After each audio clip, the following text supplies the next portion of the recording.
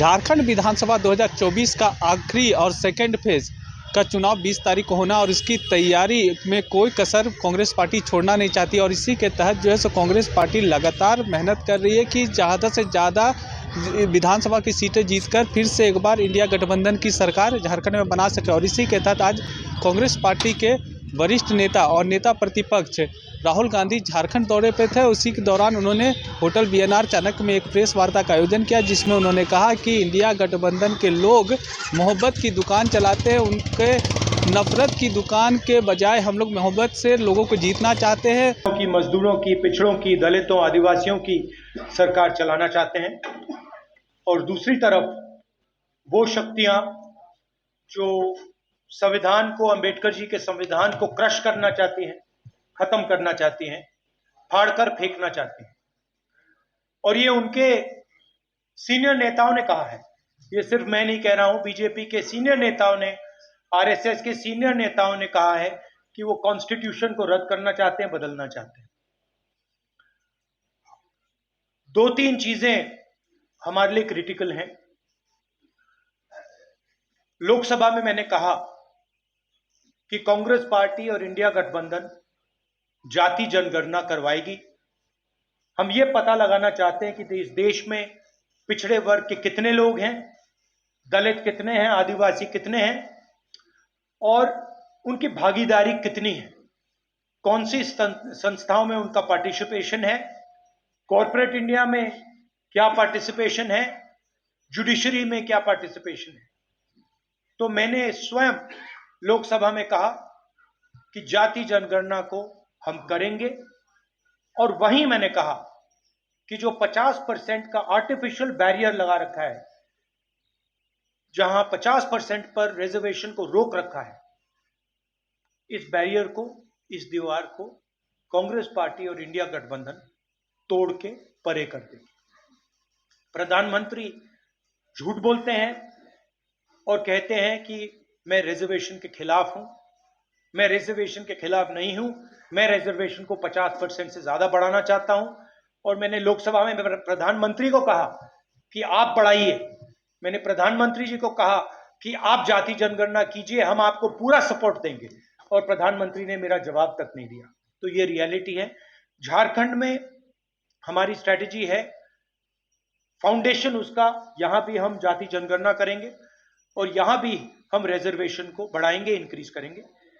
ST के reservation को 26% से 28%, एससी रिजर्वेशन 10% से 12%, ओबीसी रिजर्वेशन 14% से 27%।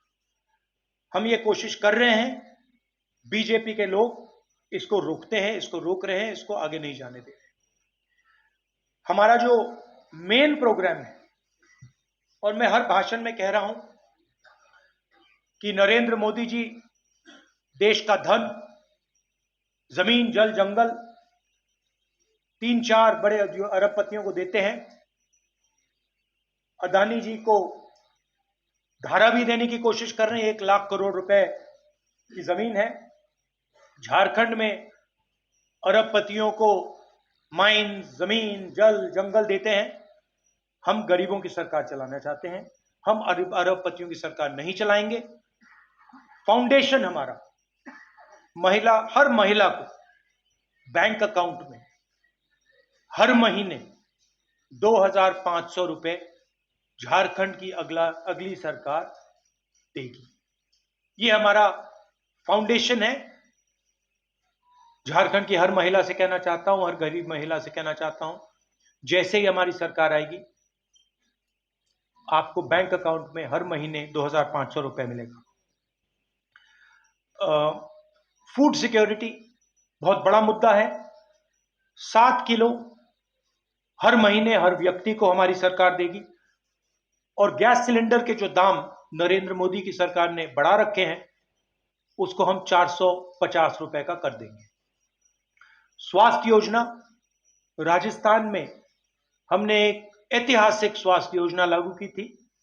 25 लाख रुपए तक का वहां पे हेल्थ इंश्योरेंस था और बहुत सारे लोगों को फायदा। पेट का, किडनी का, हार्ट का वेल्व बदलना हो, स्टेंट लगवानी हो, गरीब से गरीब व्यक्ति इस योजना का फायदा उठा सकता था। वही एक्सपीरियंस हम झारखंड के लोगों को देना चाहते हैं और इसलिए हम झारखंड के लोगों के लिए स्वास्थ्य बीमा योजना 15 लाख रुपए तक का हेल्थ केयर कवर, आप प्राइवेट अस्पताल में कोई भी सर्जरी करवा पाएंगे, चाहे वो दिल की हो, किडनी की हो, लिवर की हो, जॉइंट रिप्लेसमेंट हो। 15 लाख रुपए तक का जो बिल है झारखंड की सरकार आपके लिए उसका पेमेंट दे देगी। किसानों के लिए धान की एमएसपी आज 2,400 रुपए प्रति क्विंटल है। आने वाले समय में जब हमारी सरकार बनेगी 3,200 रुपए प्रति क्विंटल हमारी सरकार झारखंड के किसानों को धान के लिए देगी।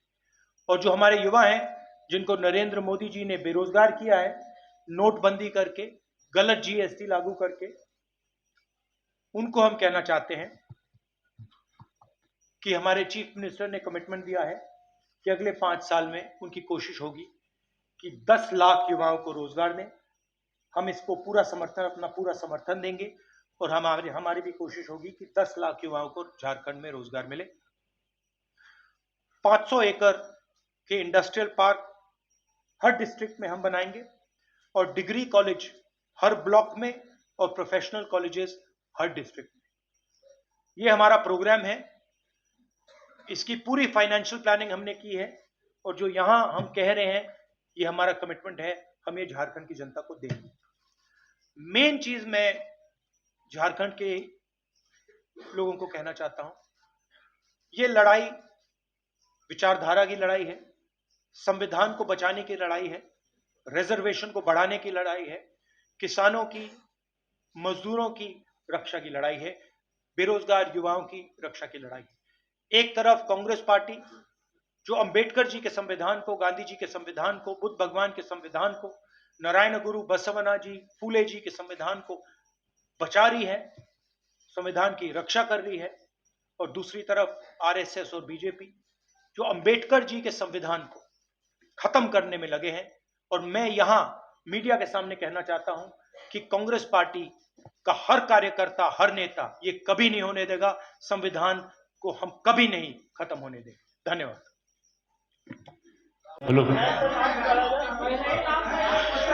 राहुल जी, मेरे छोटे छोटे 2 सवाल हैं। नहीं, एक सवाल जी। अच्छा, एक सवाल है, ये जो देखिए, हमारी कोशिश होगी कि ज्यादा से ज्यादा लोगों को सवाल मिले, मगर एक इशू है, सुनिए एक इशू है, एक सवाल पूछिए और संक्षेप में पूछिए प्लीज। नेशनल पीपल पार्टी जो मणिपुर में उन्होंने एनडीए से अपना जो है सपोर्ट वापस ले लिया है, वहां पर फ्रेश वायलेंस जो हो रहे हैं, उसको कैसे देखते हैं आप सब? देखिए, मणिपुर में जो हो रहा है पूरे देश को मालूम है। 1.5 साल हो गए मणिपुर हिंदुस्तान का स्टेट है, मगर प्रधानमंत्री आज तक मणिपुर नहीं गए हैं। और मणिपुर में मैं गया हूं, मैंने अपनी आंखों से जो हो रहा है देखा है। हमारी पूरी सपोर्ट है। हमने सरकार को कहा है कि जल्दी से जल्दी हिंसा को बंद कीजिए, मगर नहीं हो रहा है। और इसमें वेस्टेड इंटरेस्ट किसी का तो है। होम मिनिस्टर जी को अपना काम करना चाहिए, मगर किसी ना किसी कारण होम मिनिस्टर अपने काम में इंटरेस्ट नहीं ले रहे हैं। मगर जो मणिपुर में हो रहा है पूरा देश जानता है, बिल्कुल गलत हो रहा है और हिंसा को एकदम वहां पे बंद होना चाहिए और एक बार फिर शांति आनी चाहिए। और जो मैंने कहा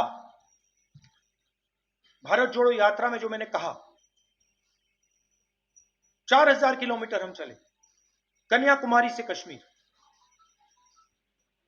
नफरत के बाजार में मोहब्बत की दुकान। हमने मैसेज दिया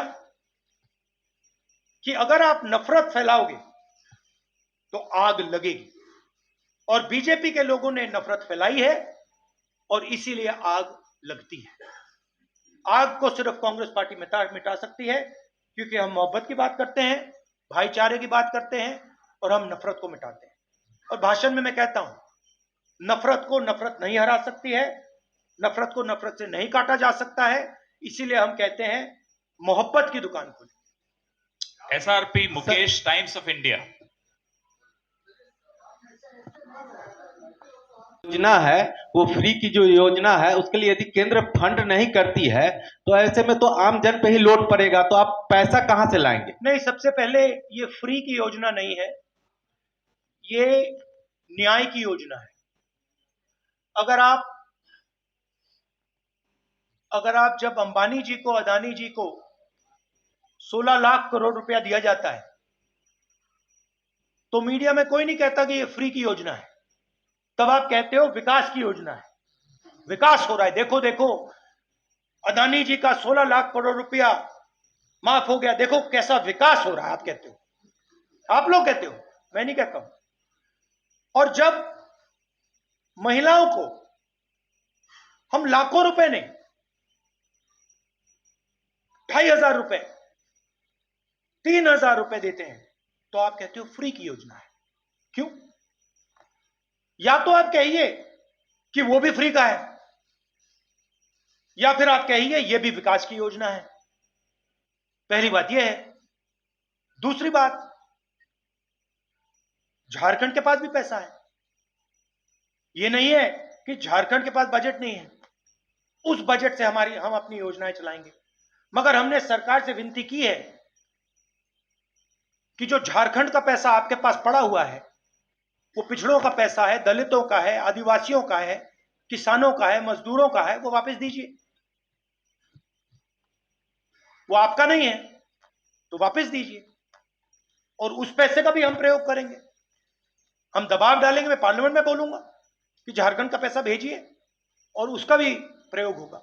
मगर ये जो आप कहते हैं फ्री की योजना, ये गलत शब्द है, और मैं इसको सच बोलूं तो थोड़ा डिसरिस्पेक्टफुल है, क्योंकि आप अदानी को फ्री नहीं बोलते हो, और जब हम किसानों का कर्जा माफ करते हैं तो कहते हैं फ्री। हम मजदूरों को की मदद करते हैं, मनरेगा करते हैं, का पैसा देते, कहते हो फ्री। फ्री नहीं। I am Mukesh from times of India. पहले जल्दी माई रखिए सर। आज आखिरी दिन है प्रचार का, और अगर बात करें बीजेपी की तो बीजेपी का पहले नारा था बटेंगे तो कटेंगे। अब एक नया नारा आ गया, एक रहेंगे तो सेफ रहेंगे। एक रहेंगे तो सेफ रहेंगे। और आपका सवाल क्या है? वही नारे आपका सवाल है कौन सेफ रहेगा और कौन एक रहेंगे। मैं आपको बताता हूं, मैंने मुंबई में भी इसकी चर्चा की। हमने, आप पता नहीं आपने देखा, हमने वहां पे पूरा नारा समझाया, सेफ दिखाया, और सेफ के अंदर धारावी का मैप था। नरेंद्र मोदी जी का कहना है कि अगर अंबानी जी और नरेंद्र मोदी जी, अमित शाह जी एक रहेंगे तो वो सेफ रहेंगे। ये नारा है उनका। पूरा देश जानता है कि सरकार अदानी जी के लिए चलती है। आपकी जमीन, आपका जल, आपका जंगल, आपके एयरपोर्ट, आपके पोर्ट, ये सारे के सारे नरेंद्र मोदी जी अदानी को देते हैं। कांग्रेस पार्टी गरीबों की सरकार चलाती है। हम रिजर्वेशन की बात करते हैं, हम विकास की बात करते हैं, बेरोजगारी की बात करते हैं, जाति जनगणना की बात करते हैं। तो ये क्लियर है, लड़ाई विचारधारा के, दो विचारधाराओं के बीच में है। हम कॉन्स्टिट्यूशन को बचा रहे हैं। कॉन्स्टिट्यूशन में कहीं नहीं लिखा कि एक व्यक्ति को हिंदुस्तान के सारे एयरपोर्ट दिए जाए, एक व्यक्ति को झारखंड की जमीन, जल, जंगल दिया जाए, कहीं नहीं लिखा कॉन्स्टिट्यूशन में। तो ये लड़ाई है। विनोद ओझा, दैनिक भास्कर। इसमें कहता हूं,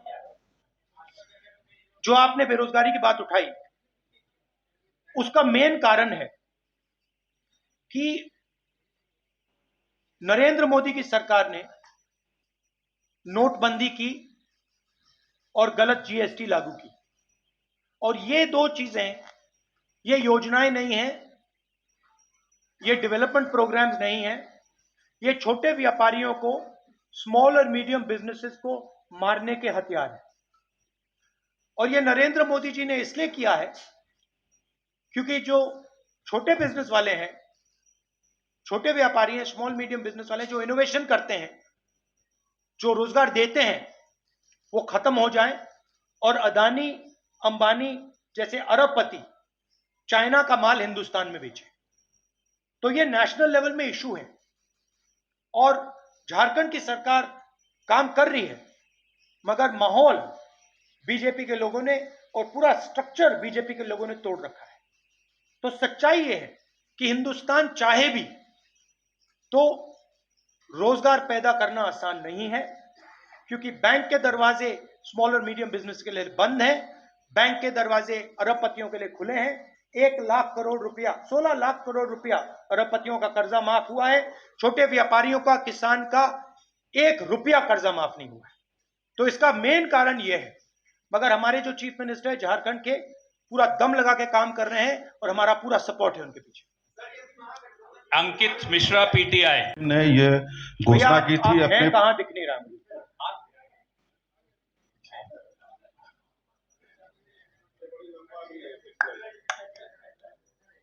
ये सबसे लंबे। ये झारखंड सरकार ने मतलब हेमंत सोरेन जी ने पिछली बार वादा किया था कि हम 5 लाख युवाओं को नौकरी हर साल देंगे, लेकिन इस मामले में और मामले में उन्होंने काफी काम किया है, इसमें दो मत नहीं है, लेकिन इस मामले में वो बिल्कुल ही पीछे रह गए, जबकि 5 साल का ये नहीं कहूंगा कि बिल्कुल पीछे रह गए हैं, काम हुआ है, मगर अगले 5 साल में एक्सेलरेटेड तरीके से काम होगा।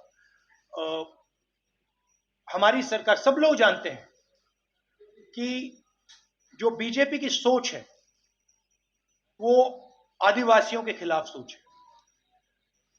झारखंड के चीफ मिनिस्टर को बीजेपी ने अरेस्ट किया है। झारखंड के चीफ मिनिस्टर को डराने की कोशिश की है, धमकाने की कोशिश की है, फॉल्स एलिगेशंस लगाए गए हैं और झारखंड के चीफ मिनिस्टर पीछे नहीं हटे और उनसे ये इसीलिए किया जा रहा है क्योंकि वो आदिवासी है। Ankit Mishra, PTI. Even BJP says that Congress doesn't have any blueprint. Do you have any blueprint? If you do a caste census, how will What's your question?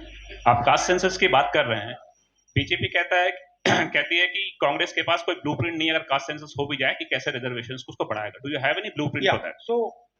So first of all, UP and Congress came out with the idea of a caste census, and I consider it a mistake that we did not implement it then. I consider it a mistake. We have a government in Telangana and we have a government in Karnataka. We are doing a detailed exercise, a public exercise, where we are having a conversation with different stakeholders in Telangana, and we are preparing the questions of the caste census through a public discussion. We have a very clear vision for the caste census, and